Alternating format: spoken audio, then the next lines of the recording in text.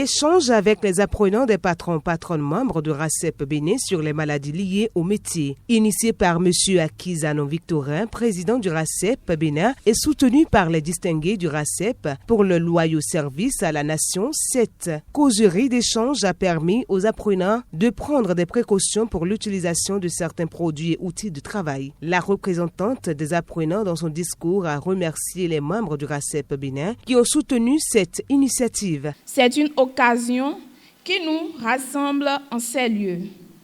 Et cette occasion nous est offerte par le RACEP Bénin. En collaboration avec ces distingués qui ont bien voulu nous sensibiliser sur les risques et les maladies qui découlent de la manipulation et l'utilisation de certains produits dans les tâches qui sont les nôtres à divers niveaux. Cela témoigne du souci permanent du RACEP Bénin. Nous adressons un grand merci à tous les donateurs et à nos formateurs un sincère merci aux autorités présentes. Merci à vous tous pour votre présence et nous promettons de bien suivre les formations et de mettre en pratique les conseils qui nous seront prodigués. Merci à vous tous. Le représentant des distingués et le président du RACEP Bénin, M. Akizanon Victorin, ont expliqué les raisons de la tenue de cette activité, gage d'un pas vers le professionnalisme des apprenants. C'est pour cette œuvre louable que nous avons décidé d'accompagner le RACEP Bénin.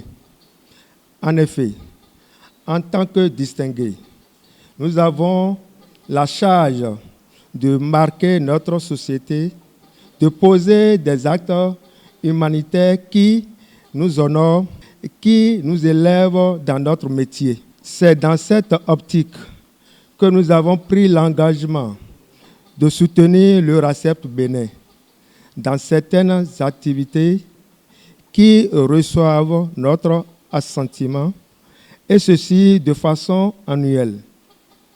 Notre regard s'est posé surtout sur les apprentis car ils nous constituent l'avenir de notre métier, le devenir de l'artisan de demain. Et pour bien vivre demain, il faut bien préparer aujourd'hui. C'est donc la raison profonde de notre implication. RACEP Bénin, on peut dire bon tiahundo alonzo atoleti, bona montemando to sien la kameno alonzo atole. Bon, tout à dit, à son élève, Timbono de Yanou, à l'envoi Tomiton, mais non bleu à Pasado, mais non bleu d'Anme, non bleu tout d'eau, mais non bleu à son élève, Timbono de Yanou. Bon, et bien, infection, surtout infection, nous cousons. Bon, et quand tout nous dit, mais à son élève, à son élève, nous allons Khamia.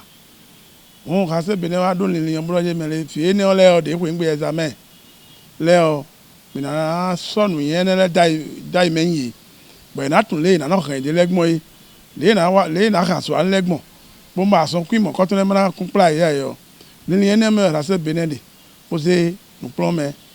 Nous y a donné nous y a dit et ne on doit terrorisé. Quand il servi et ton l'air de nous plomb y a de gbélé on a de cette de.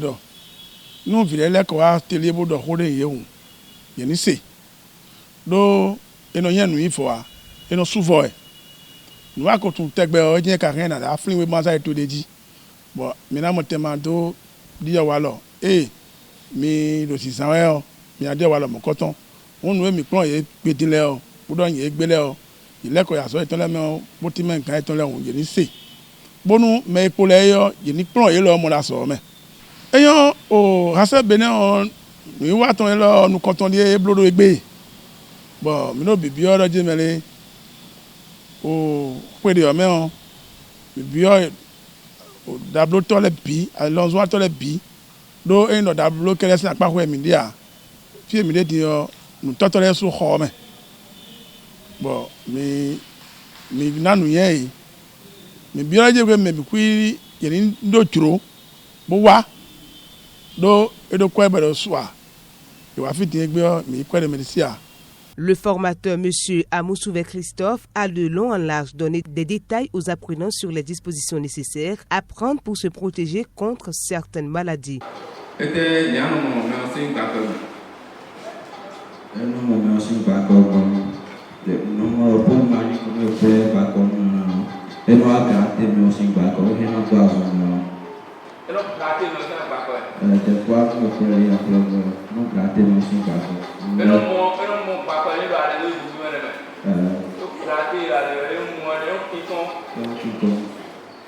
Donc, à ce moment ça, mais le temps nous m'aider parce qu'il n'a pas le temps.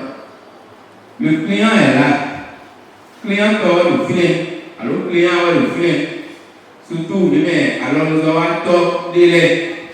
Bon, il y a pas encore car où il est couture, pour le coiffure. Pour nous, alors, à Zomiton, nous avons un groupe. Bon, à Zoa, nous avons un Zalé. Bon, Zalé, nous avons un manque de filet. À Zoa, nous avons un maillé comme un ensemble. Bon, et maintenant, tout à son mien. On a travaillé avec les couturiers et les coiffeurs sur l'ergonomie de leur métier, les outils qu'ils utilisent, comment est-ce qu'ils peuvent utiliser ces outils pour ne pas, au cours de leur cursus professionnel, tomber peut-être malade ou avoir des infections qu'ils pouvons contacter par mégarde dans leur vie. Donc c'est pour cela qu'il est important.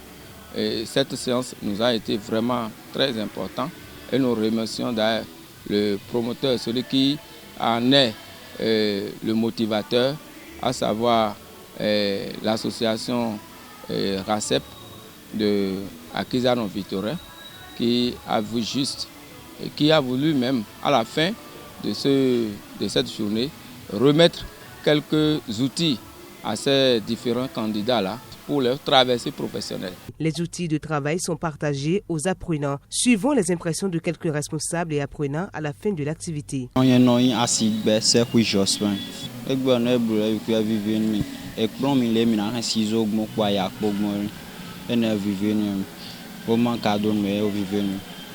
Je m'appelle Sophie Emilienne. Avec des informations de Miwao, qui compte nous mi.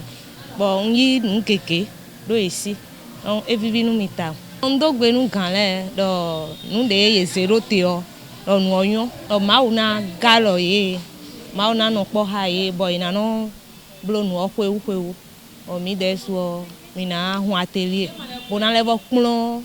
Fide mi jan he sole pe hwan de do mla yin se do RACEP Benin indo tito me de nkoton wa ye no ze ha mi lo e fa bodu fa nu chobo mi ado fi egbe tian indo we dan Akiza no ma do media mi si wa do no lo blow egbe tin bo fi de na mon kunje nu nyanya de do azo ris de do azo de yena yero pikmole mla yin de le so ina mon kunje wa ifa de boa fi de se bo ma wale abonde we jan yo ndo bibio do pwedi o me o bonu ye se nu mon koton yen tenpon bo wa ba no tenpon bo ayi nu nyo do nu nyo je lo nu nyo we mi na village.